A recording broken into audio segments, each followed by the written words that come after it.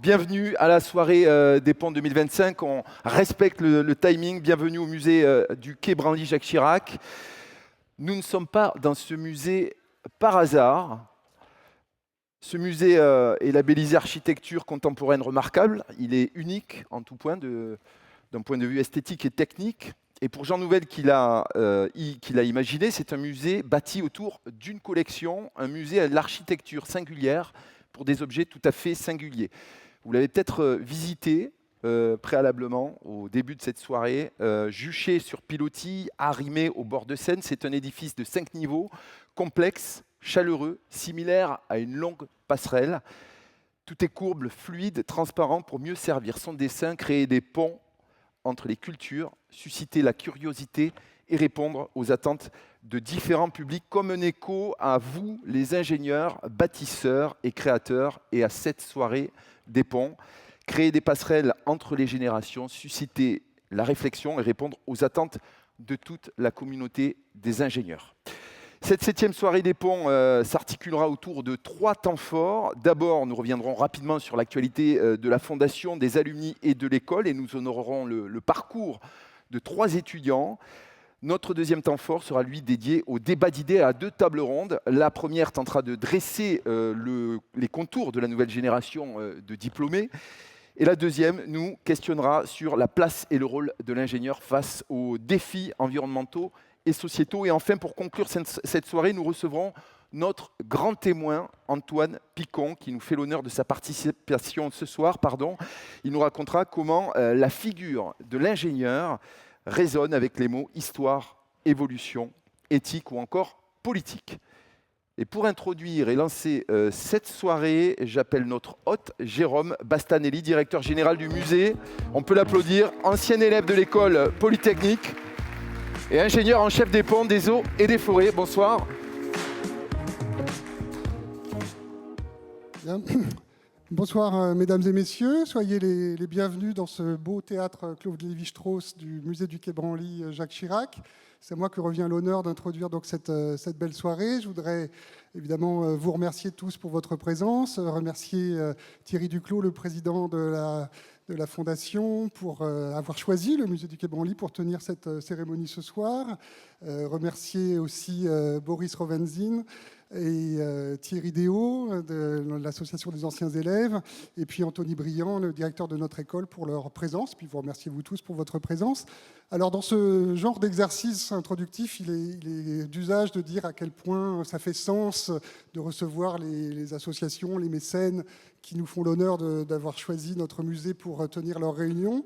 Donc je vais le faire, mais je vais le faire peut-être avec encore plus de sincérité que d'habitude dans le cas présent, pour des raisons à la fois institutionnelles et personnelles. Raisons institutionnelles, parce que, bon, vous trouvez que c'est peut-être un peu tiré par les cheveux, mais il y a des liens entre les ponts et le bâtiment dans lequel on est, le propos du musée. Si vous êtes venu par le jardin, vous avez vu que notre bâtiment repose sur des grands piliers, donc il a quelque part une forme de pont. Notre but est d'établir un dialogue entre les cultures, de créer des ponts entre les civilisations, et j'en veux pour exemple les différentes expositions que nous tenons aujourd'hui. Il y en a une qui s'appelle Au fil de l'or, par exemple, qui est une très belle exposition qui se termine en juillet, dont je vous recommande la visite, qui présente tous les vêtements en or qui ont été créés le long de la route de la soie entre donc, le Proche-Orient et l'Asie.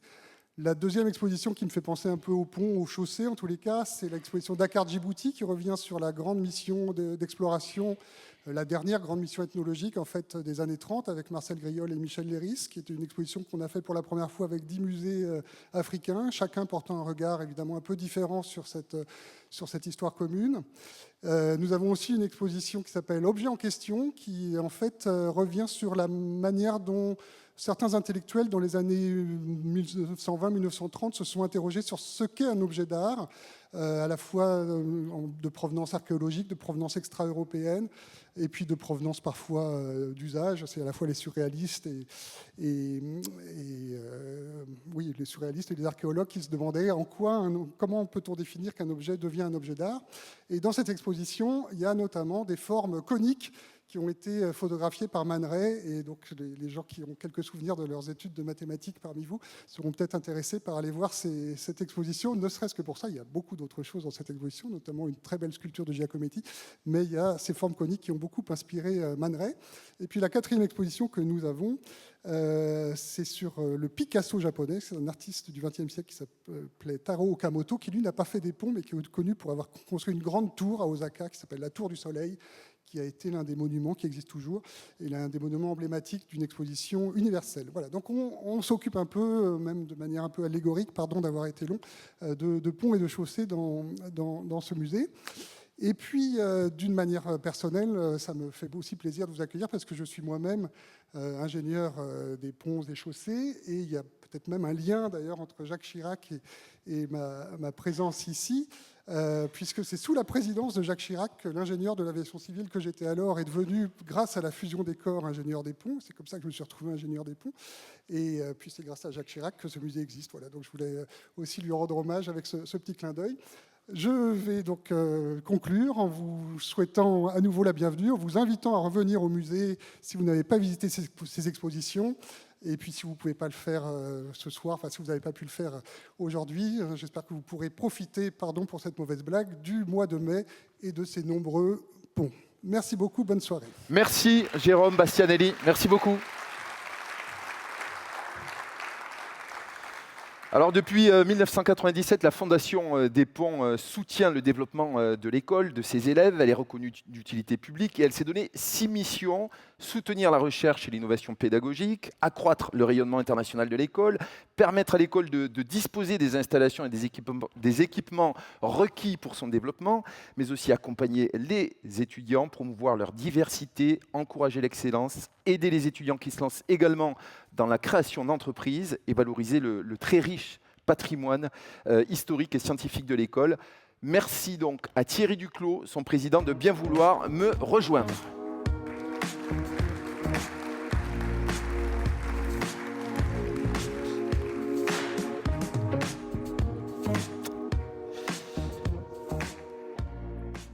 Et donc, bienvenue Thierry, et je vous laisse la parole.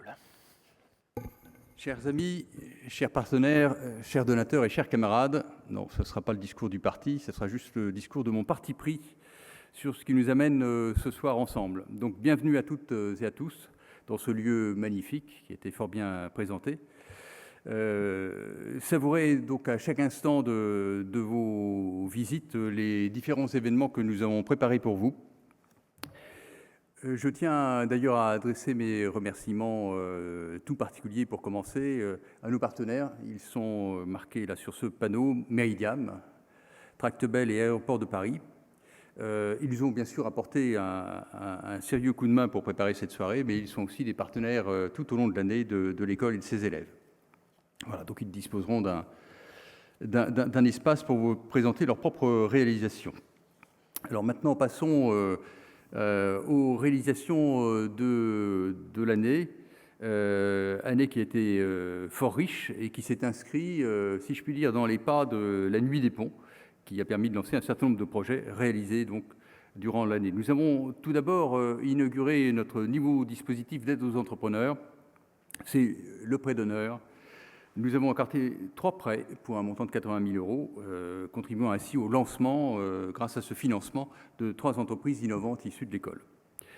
Nous avons également financé l'acquisition de caméras portatives dans le cadre du projet Science 2024. C'est un projet qui a accompagné les nageurs olympiques français. Et donc, on ne peut que se féliciter de leur brillant succès. Et donc le projet consistait à installer des caméras dans les piscines d'entraînement pour analyser les trajectoires et permettre aux nageurs de les optimiser. Il y a eu, troisième grand projet de l'année, le film Construire. Il a été financé en partie seulement par la Fondation et ses donateurs. Il a pour but de montrer le rôle de notre école et de ses diplômés, bien sûr, dans l'histoire du génie civil et de l'aménagement du territoire. Il valorise particulièrement le rôle capital que les nouvelles générations entendent jouer dans la construction d'un monde durable et équilibré. Je ne peux que vous recommander la vision de ce film. Autre grand projet, lui totalement financé par la Fondation et dont nous sommes très fiers, certains d'entre vous ont déjà pu le voir, c'est l'exposition Un cliché contre des clichés, ingénieur ES, un métier au féminin pluriel. Cette initiative marquante pour la promotion des carrières scientifiques féminines est composée de 20 portraits de femmes ingénieurs, dont certaines sont dans la salle, même si je ne vois pas grand-chose, là, je sais qu'elles sont là. La mobilisation de nos donateurs a dépassé toutes nos attentes, témoignant de l'engagement de notre communauté pour cette promotion. Et donc, vous pourrez admirer cette exposition, comme l'a déjà fait d'ailleurs Madame Agnès Pannier-Runacher lorsqu'elle est venue à l'école dernièrement. À travers ces actions, la Fondation est chaque jour aux côtés de l'école, de ses élèves, mais elle entend aussi être aux côtés de tous ceux qui rêvent de franchir les portes de l'école. C'est dans cet esprit que nous soutenons un programme qui s'appelle Ambition Grandes Écoles. Il vise à accompagner des étudiants issus de milieux traditionnellement peu favorisés, mais dont l'excellence permet d'envisager tout à fait d'intégrer une grande école.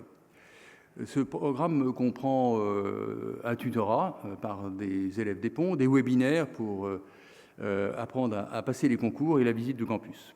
La Fondation offre une bourse de 1 000 € à chacun de ces jeunes et paye également les frais d'inscription au concours.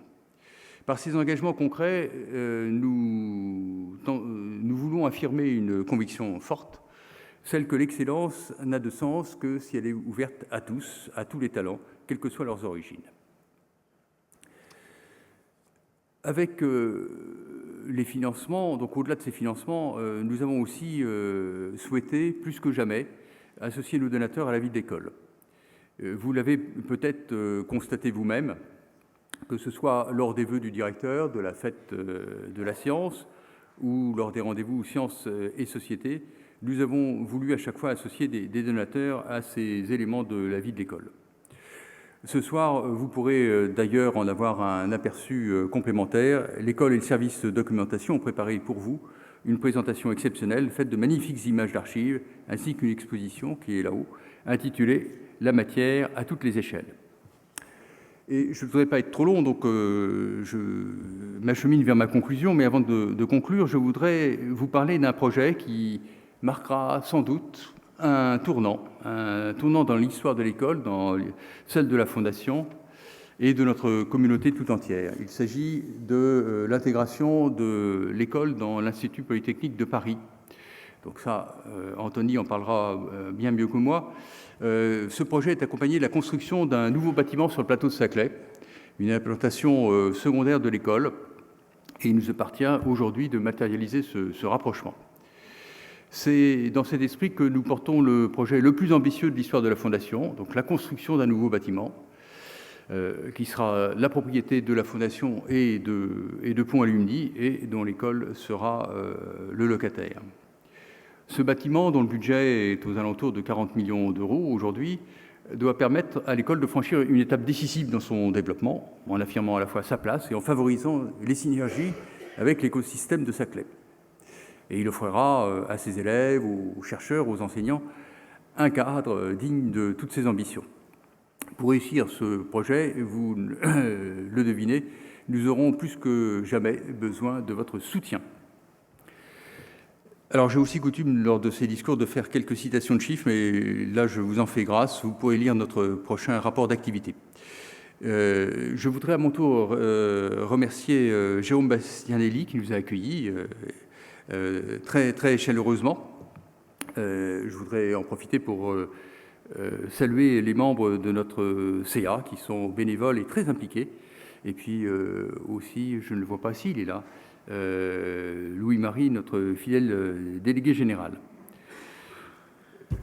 Nos mécènes, je l'ai déjà fait. Je voudrais surtout faire deux petits addenda pour Xavier Dubrac, d'une part, qui travaille pour la Fondation grâce à un mécénat de compétences d'Aéroports de Paris.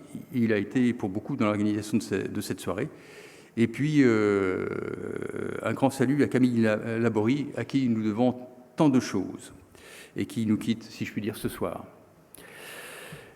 Pour conclure, vraiment, je voudrais m'adresser à vous très, très simplement, mais avec beaucoup de reconnaissance.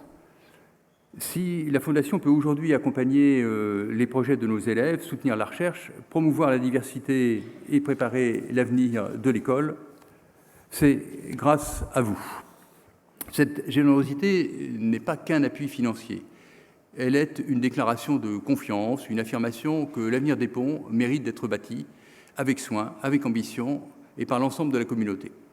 Nous entrons dans une période déterminante pour notre école et nous aurons plus que jamais besoin de cet esprit d'engagement. Un grand chantier s'ouvre. Vous savez qu'au pont, on a l'habitude de mener des grands chantiers, donc ce n'est pas ce qui nous fait peur. Mais ce soir, je vous invite à savourer tout ce que vous avez contribué à rendre possible. Et demain, je vous invite à contribuer, à écrire avec nous l'histoire de notre école. Au nom de tous les projets que vous rendrez possibles, je vous adresse un immense merci. Merci à vous tous et belle soirée. Merci Thierry Duclos.